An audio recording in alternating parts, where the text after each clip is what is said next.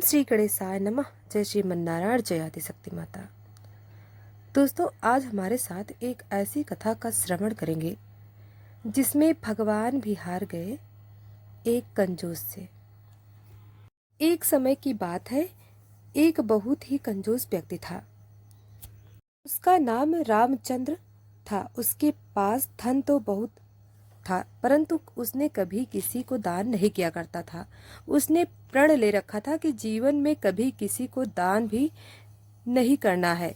उसके घर से कुछ किलोमीटर दूर गंगा नदी बहती थी, परंतु वह कभी गंगा स्नान करने नहीं गया, क्योंकि गंगा स्नान करने के बाद पुजारियों को कुछ दान दक्षिणा देनी होती है। गंगा स्नान के बाद दान करना पड़ेगा, इसी डर से वह कभी गंगा स्नान करने ही नहीं गया। उसकी पत्नी उसे दान पुण्य के लिए कहती थी, परंतु वह कहता था, इतनी बड़ी दुनिया में हमारा छोटा सा दान करने से क्या होगा। एक दिन उसकी पत्नी ने कहा, अब तो आपका बुढ़ापा आ गया है, आप दान पुण्य तो कुछ करते नहीं, कम से कम एक बार जाकर गंगा स्नान कराओ। पत्नी की बात मानकर उसने गंगा स्नान करने की हामी भरी। उसके घर से गंगा 10 किलोमीटर दूर थी। रास्ते में कहीं पैसा खर्च न हो जाए, इसलिए वह 10 किलोमीटर पैदल ही चल गया। जब रामचंद्र गंगा के किनारे पहुंचा तो उसको लगा कि घाट पर जाएंगे तो पंडित दान दक्षिणा मांगेंगे, इसलिए वह स्नान करने मुर्दा घाट चला गया। मुर्दा घाट बिल्कुल सुनसान था।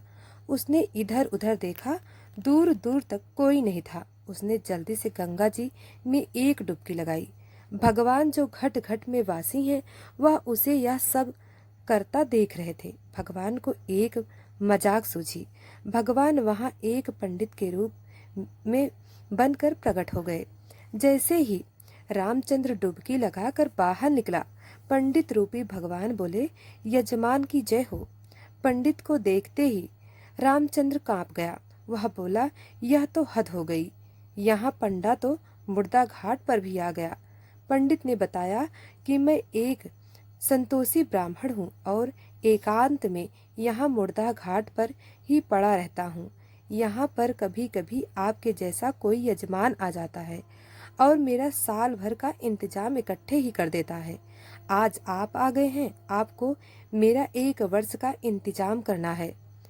रामचंद्र बोला, मैं इतना दान नहीं कर सकता। पंडित बोला, दान तो अपनी श्रद्धा के ऊपर होता है, इसलिए आप 6 महीनों का इंतजाम ही कर दो। रामचंद्र बोला, 6 महीनों का इंतजाम भी नहीं कर सकता। पंडित बोला, तो 3 महीने का कर दो। रामचंद्र बोला, नहीं।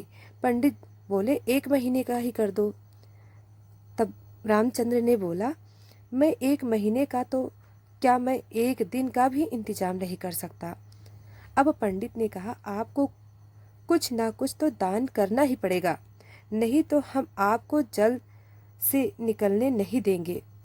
थक हार कर रामचंद्र बोला, 1 आने का दान करूंगा, वह भी उधार पैसे। उधार मेरे पास अभी तो कुछ नहीं है, इसलिए मेरे घर आकर 1 आना ले जाना। पंडित जी ने रामचंद्र को 1 आना दान करने का संकल्प दिलवाया।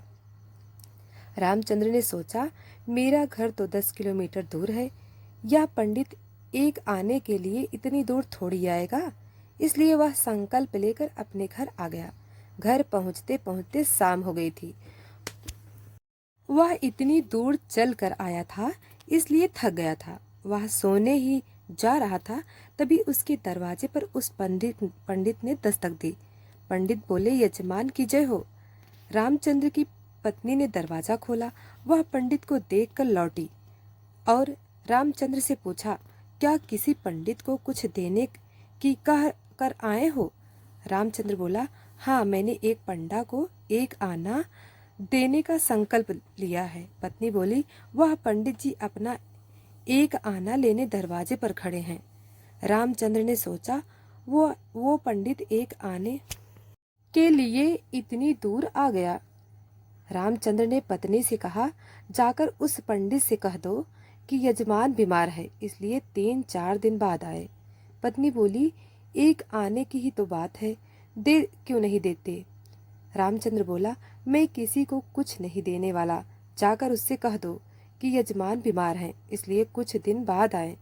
पत्नी ने दुखी जैसा मुंह बनाया और पंडित जी से बोली, महाराज, मेरे पति आज इतनी दूर पैदल चलकर गए थे, इसलिए बहुत थक गए हैं और बीमार हैं, इसलिए आप 3-4 दिन बाद आना। पंडित जी बोला, धन मिले या ना मिले, लेकिन वे हमारे यजमान हैं। यजमान बीमार हैं और पंडा चला जाए, ऐसा नहीं हो सकता। जब तक वह स्वस्थ नहीं हो जाते तब तक हम यहीं रहेंगे। हमारा यहाँ रहने का इंतजाम कर दो। हम यहीं प्रसाद बनाएंगे और यहीं पर भजन करेंगे और यहीं पर प्रसाद ग्रहण करेंगे। पत्नी लौट कर गई और उसने रामचंद्र को सारी बात बताई कि वह पंडित कह रहा है, जब तक आप ठीक नहीं हो जाते वह यहीं रहेंगे। पत्नी बोली, इससे तो अच्छा उन्हें 1 आना देकर रवाना करो। रामचंद्र बोला, 1 आना क्या, ऐसे ही आता है। मैं उस पंडित को कुछ नहीं देने वाला। तुम जाकर उस पंडित से कह दो कि यजमान मर गए। रामचंद्र का योग का अभ्यास था, इसलिए वह सांस रोककर पड़ गया। पत्नी गई और उसने रोकर पंडित से कहा कि वो मर गए, अब तो जाओ। पंडित जी बोले, अरे राम राम, यजमान चला गया, जब तक उसका अंतिम संस्कार न हो जाए तब तक हम कैसे जा सकते हैं। पंडित जी बोले, तुम महिला कहाँ कहाँ भटकती फिरोगी, हम सारे गांव में यजमान के मरने की खबर किए देते हैं। पंडित जी सारे गांव में खबर दे आए कि रामचंद्र जी मर गए। सारा गांव रामचंद्र के घर इकट्ठा हो गया, लेकिन रामचंद्र ऐसा विचित्र आदमी 1 आना बचाने के लिए सांस रोके पड़ा था। गांव के लोगों ने रामचंद्र को मुर्दा समझ के बांध लिया। अब उसकी पत्नी सच में रोने लगी और रो रो कर बोली, यह मरे नहीं हैं। गांव वाले बोले, बहन, यह तो तुम्हारा मोह है, जाने वाला तो गया, इसलिए धीरज रखो। पत्नी बोली, अरे किस बात का धीरज रखूं, यह मरे ही नहीं है। गांव वाले रामचंद्र को बांधकर अंतिम संस्कार के लिए ले गए। पत्नी बेचारी रोती रह गई, लेकिन वह विचित्र आदमी इतना सब कुछ होने के बाद भी सांस रोके पड़ा था। सबके साथ पंडित बने भगवान भी उनके पीछे पीछे चल दिए। भगवान ने सोचा, हद हो गई, हम कहीं नहीं हारे, पर आज तो इस रामचंद्र से हम भी हार गए। ऐसा गजब का विचित्र आदमी हमने कहीं नहीं देखा। 1 आना बचाने के लिए यह आदमी बिना मरा पड़ा है और चला जा रहा है। जब रामचंद्र को लकड़ियों पर रख दिया गया और केवल अग्नि लगनी ही शेष थी, तब पंडित रूपी भगवान बोले कि यह हमारे यजमान थे, हम इनकी मुक्ति के लिए इनके कान में कुछ मंत्र बोलेंगे। भगवान उसके कान के पास मुख लेकर गए और बोले, मैं भगवान विष्णु हूँ, मैं बैकुंठ से तुमसे नाता जोड़ने आया हूँ।